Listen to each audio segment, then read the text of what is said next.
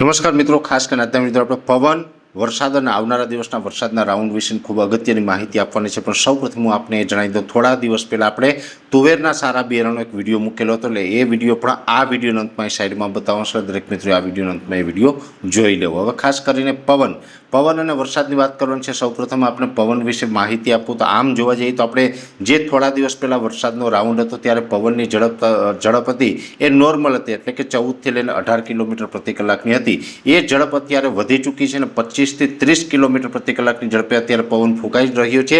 અમુક વિસ્તારમાં 35થી 40 કિલોમીટર પણ છે. ખાસ કરીને પશ્ચિમ સૌરાષ્ટ્રના દરિયાઈ કાંઠાના વિસ્તારો છે એમાં પવનની ઝડપ થોડીક વધારે પણ છે અને ઓલ ઓવર ગુજરાતમાં પણ અત્યારે પવનની ઝડપ વધારે છે. જેથી કરીને જે વરસાદનો રાઉન્ડ પૂર્ણ થયો પછી જે વાદળ હતા એ વાદળ પણ પવનને કારણે વિખાવાનું ચાલુ થયું છે અને અત્યારે વાતાવરણ છે ધીમે ધીમે આપણું ચોખ્ખું થઈ રહ્યું છે. એટલે અત્યારે જે પવનની ઝડપ ચાલી રહી છે હમણાં થોડા દિવસ આમ કન્ટિન્યુ રહેવાની છે, લગભગ 5 દિવસ સુધી કન્ટિન્યુ રહેવાની છે.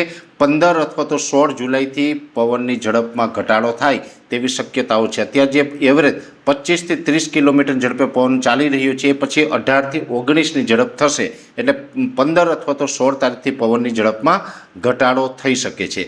બીજી જે વાત કરવાની છે જેની અંદર વરસાદની વાત કરવા જઈએ તો આમ તો ઘણા બધા વિસ્તારમાં વરસાદ થઈ ચૂક્યો છે અને હજુ પણ રાજ્યની અંદર પશ્ચિમ સૌરાષ્ટ્રના ભાગો હોય, દ્વારકા, જામનગર, પોરબંદર જેવા વિસ્તારો હોય, કચ્છના વિસ્તારો હોય, બીજા પણ છૂટાછવાયા અમુક વિસ્તાર છે જેમાં વરસાદ નથી. તેના માટે આજનું જે લેટેસ્ટ પ્રિડિક્શન છે એની માહિતી આપવાની છે. આમ જોવા જઈએ તો ચોમાસું ધરી છે એ અત્યારે ઉત્તર તરફ ખસી રહી છે, એટલે કે પંજાબ, હરિયાણા થઈ યુપીના ભાગો થઈને બંગાળની ખાડી સુધી એ જઈ રહી છે. એ જે ઉત્તર તરફ ખસી છે એ હવે જ્યારે દક્ષિણ તરફ ક્યારે આવશે તો કે કોઈ અરબ સાગર કે બંગાળની ખાડીની અંદર સિસ્ટમ બને અને એ ચોમાસું ધરી ફરીથી પાછી દક્ષિણ તરફ ખસે ત્યારે આપણે વરસાદ આવે. જેની અંદર જોવા જઈએ તો હમણાં આવનારા 5 દિવસ તો કોઈ વરસાદની સંભાવનાઓ નથી, જે 2-3 દિવસ તેમ આપણે કહી રહ્યા છીએ. પણ આજના પ્રિડિક્શન પ્રમાણે એવું લાગી રહ્યું છે કે 15 તારીખથી અરબ સાગર પાછો સક્રિય થઈ રહ્યો છે, જેથી કરીને મોન્સૂન ઓફશોર ટ્રફ છે એ ખૂબ સ્ટ્રોંગ બનશે, જેથી કરીને 15થી 20 જુલાઈમાં છૂટાછવાયા ઝાપટા પડવાના છે. અમુક જગ્યાએ ઝાપટાથી મધ્યમ વરસાદ પણ પડી શકે છે અને આ વાત તો અમે ઘણા સમયથી આપણે કહી રહ્યા છીએ.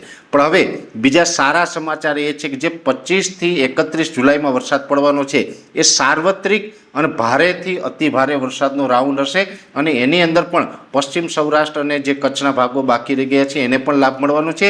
સાથે જો અત્યારે હવામાન સાનુકૂળ રહેશે તો બંગાળની ખાડીનો એક ટ્રફ છે એ ટ્રફને કારણે કદાચ 21થી 25 વચ્ચે પણ એક લોટરી મુજબનો એક રાઉન્ડ આવી શકે છે. જો કે 21થી 25નો રાઉન્ડ છે એની સત્તાવાર હજી અમે જાહેરાત નથી કરતા. આવનારા દિવસમાં અમે એ ટ્રફ ઉપર સતત નજર રાખીને આપણે માહિતી આપશું. પણ એક ઉજળા ચાન્સ અત્યારે એ ઊભા થયા છે કે 15થી 20 તારીખમાં તો છૂટાછવાયો હળવા વરસાદ થવાનો છે. એ તો બધા જ વિસ્તારમાં નહીં હોય, અમુક વિસ્તારમાં હશે. પણ 21થી 25 તારીખમાં એક નવી શક્યતા અત્યારે ઊભી થઈ રહી છે, જે બંગાળની ખાડી તરફથી આપણે લાભ મળે તો એની અંદર પણ વરસાદની સંભાવનાઓ છે. અને એ સિવાય કદાચ માની લે કે એ રાઉન્ડનો લાભ ન મળે તો 25થી 31 જુલાઈમાં તો ફાઇનલ વરસાદનો રાઉન્ડનો લાભ છે એ આપણે મળવાનો છે. એટલે આમ જોવા જઈએ તો જુલાઈ મહિનાનું જે છેલ્લું અઠવાડિયું હશે, જેમાં ખાસ કરીને 21થી લઈને 31 તારીખનું સેશન હશે, એ બધા જ દિવસમાં વરસાદના ઉજળા સંકેતો અત્યારે લાગી રહ્યા છે. ઘણા બધા મિત્રો ક્યાંય ને ક્યાંય ચિંતામાં હશે, જેને વાવણી નથી થઈ એ લોકો ચિંતામાં હશે, પણ એ તમામને જુલાઈના છેલ્લા અઠવાડિયામાં વરસાદનો લાભ મળી જશે. એટલે આપ ક્યાંય હિંમત ન હારો, એટલા માટે તેને ખાસ ફરીથી એક વાત આજે મારે કરવી પડે છે કે જુલાઈના છેલ્લા અઠવાડિયામાં આપને વરસાદનો લાભ મળી જશે. એટલે કોઈ ચિંતા નહીં કરતા. જે વિસ્તારો વાવણીથી વંચિત છે એને પણ ચોક્કસથી લાભ મળવાની પૂરી શક્યતાઓ અત્યારે ઊભી થઈ રહી છે. એટલે પવન અને વરસાદ વિશેની ખૂબ અગત્યની માહિતી હતી આપવાનો પ્રયત્ન કર્યો. શરૂઆતમાં મેં આપને જણાવ્યું હતું, આ સાઈડમાં વિડીયો દેખાઈને ટચ કરીને જોશો એટલે તુવેરના સારા બિયારણ વિશેની સંપૂર્ણ માહિતી મળી જશે. અત્યારે આ વિડીયોની અંદર એટલું જ. દરેક મિત્રોએ વિડીયોને લાઈક આપીને દરેક ગ્રુપમાં શેર કરજો, યુટ્યુબને સબસ્ક્રાઈબ કરજો, ફેસબુક તથા ઇન્સ્ટાગ્રામ આઈડીને ફોલો કરજો. નમસ્કાર.